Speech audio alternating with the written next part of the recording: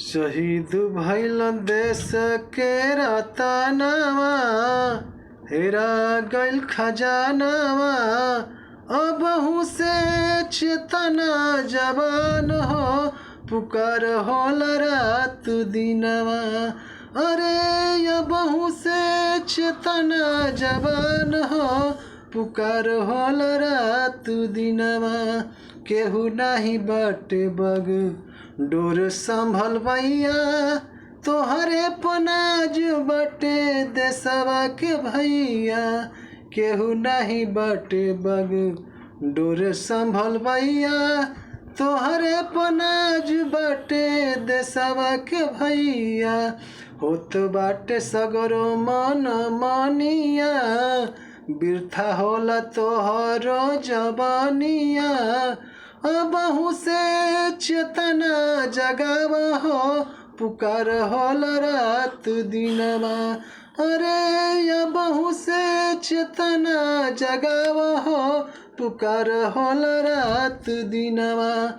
गांधी सुभाष चाचा नेहरू के बगिया, गांधी सुभाष चाचा नेहरू के बगिया। सपना साकार कर लावन अगिया, बेदर्दी बन के तोड़ना टहनिया। याद रख पूर्वज के कहानिया, केतना के उजड़ल सुहाग हो, पुकार होल रात दिनवा। अरे केतना के उजड़ल सुहाग हो, पुकार होल रात दिनवा।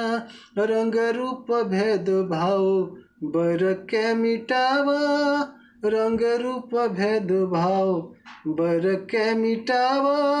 अपना में क्रांति लावा, देश के बचावा। ना तो उजड़ी तोहरो झोपड़िया, मजाली ही बगल के पड़ोसिया। तोहके दबाई बार बार हो, पुकार होल रात दिनवा। अरे तोहके दबाई बार बार हो, पुकार होल रात दिनवा।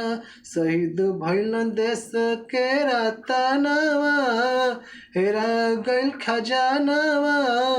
अबहू से चेतना जवान हो, पुकार होल रात दिनवा।